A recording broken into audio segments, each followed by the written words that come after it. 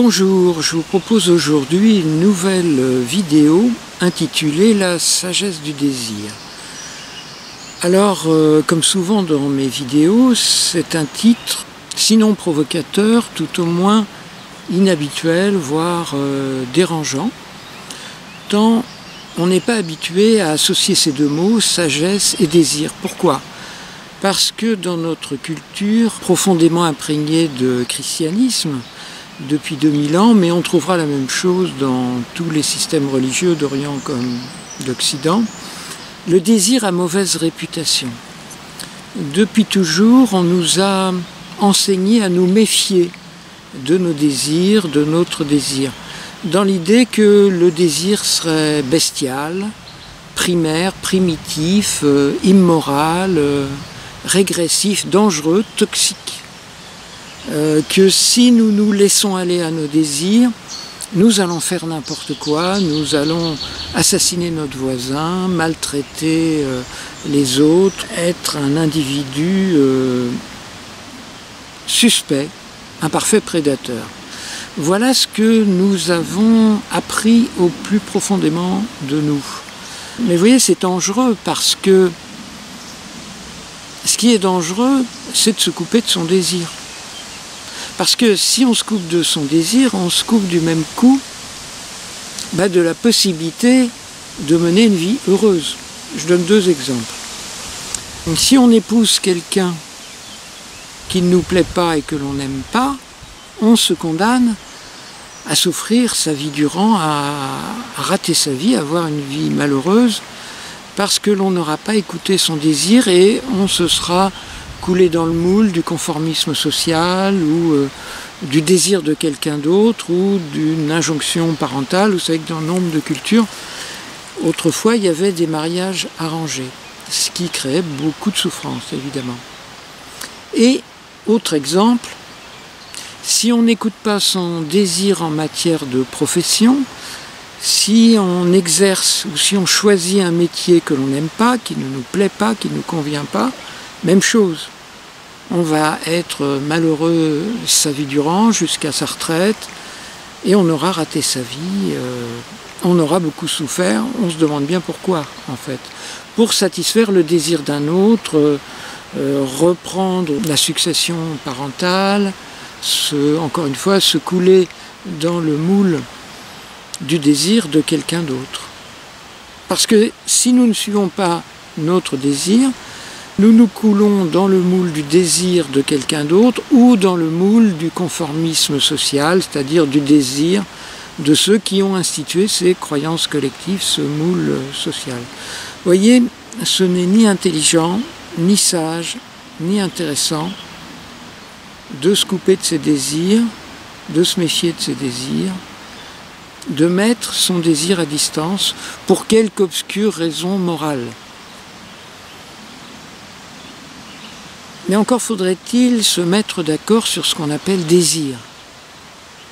Prenons l'exemple même de ce qui peut poser problème si on écoute ses désirs. Prenons le désir de l'assassin ou du pervers ou du violeur.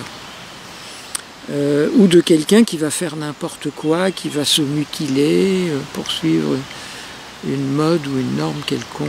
Le véritable désir de l'assassin ou du violeur ou du pervers n'est pas du tout de se livrer à ses pulsions, mais d'en être délivré.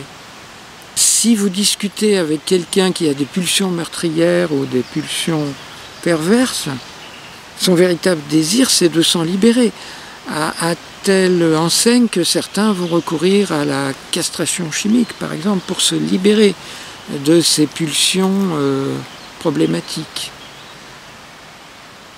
Donc, et c'est à ce stade que je parlerai d'art du désir, il convient de distinguer le vrai désir du faux désir. Le désir de se droguer, par exemple, c'est un désir de se détruire. C'est finalement une haine de soi.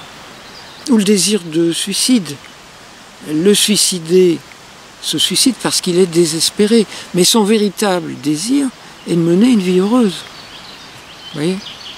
Le véritable désir je l'ai dit, du pervers ou de l'assassin, et de guérir, pour mener une vie normale et pour être enfin libéré de ces pulsions qui lui posent problème. Le désir de se détruire ou de détruire autrui n'est jamais le vrai désir de quiconque. Parce que le désir de l'âme, le désir de l'esprit, le désir de l'être intérieur est idéaliste en essence. Il est d'essence spirituelle. Le vrai désir qui nous transporte tous est non seulement de mener une vie heureuse, mais surtout de nous accomplir, d'accomplir notre mission sur Terre, si tant est qu'elle existe, moi je pense qu'elle existe, et fondamentalement d'apporter quelque chose d'utile, de positif, de bénéfique aux autres et à la société en général, dans son ensemble. C'est ça qui nous exalte au final. Bon, je prends mon cas personnel. Pourquoi je fais des vidéos? C'est tout un travail, je suis satisfait une fois sur 4, parce que j'aime ça, parce que je me sens utile, parce que j'ai le sentiment d'apporter quelque chose d'utile et souvent d'essentiel d'ailleurs à celles et ceux qui me regarderont. Bon, c'est pour prendre mon modeste exemple personnel, mais il en va de même pour chacun, chacune d'entre nous. Notre vrai désir, ce qui nous rend heureux et fiers de nous-mêmes, c'est ce qui va nous permettre de nous réaliser, de nous accomplir, d'apporter notre pierre à l'édifice social. Et donc, si on se met en quête du vrai désir, du désir de l'âme, lequel, je le répète, est toujours bénéfique, utile, positif et sociable, eh bien, on va mettre fin au débat cornélien entre devoir et désir. Bon, quand j'étais au lycée, je me souviens, on nous faisait étudier Corneille, et il y avait toujours cette idée de question cornélienne, débat cornélien, où le héros est déchiré entre ce qu'il voudrait, son désir, et son devoir, ce qu'il doit suivre. Mais si le désir est le vrai désir, alors il y a coïncidence, et non plus séparation, et non plus opposition, entre devoir et désir. Parce que quand on renonce à son désir pour épouser quelqu'un que l'on n'aime pas, par exemple, ou pour faire un métier que l'on n'aime pas, qu'est-ce qu'on fait? On se soumet à ce qu'on croit être son devoir, et qui n'est qu'une norme sociale, qui n'a aucune valeur intrinsèquement. Fondamentalement, nous sommes sur Terre pour faire ce qui nous plaît. La vie est bien faite. Ce dont nous rêvons le plus au monde, c'est ce que nous sommes venus faire.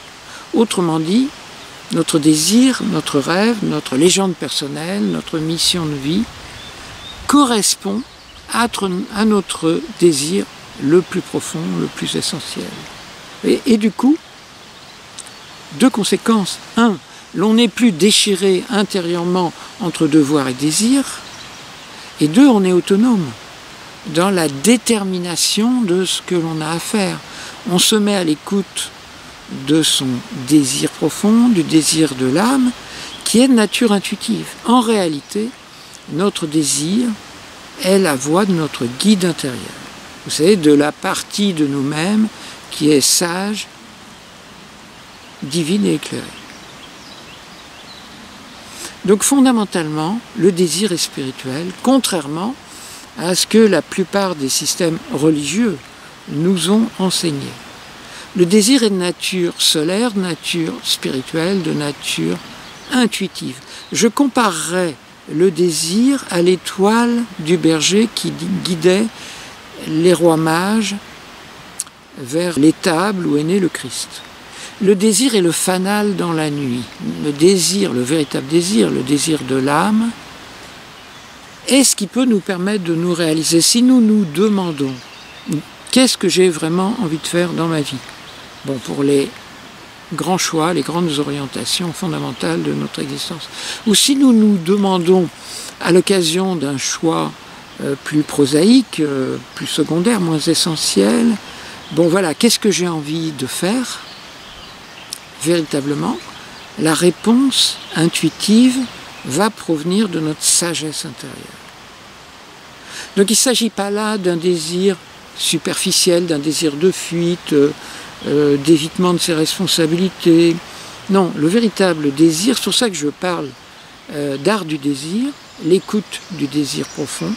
Le véritable désir est un approfondissement du contact avec soi. C'est l'écoute de la voix VOX intérieure, c'est la petite voix intuitive dont parle Hélène Caddy, et qui nous permet de faire des choix éclairés, de faire des choix inspirés en écoutant notre guide intérieur. Donc je vous invite à être heureux, c'est-à-dire à vous mettre à l'écoute, c'est ce que j'appelle l'art du désir, de votre désir profond, de votre désir intérieur, de votre désir de l'âme, et découvrir ainsi, en la pratiquant, la sagesse du désir, j'entends par là du désir véritable. À bientôt pour une prochaine vidéo.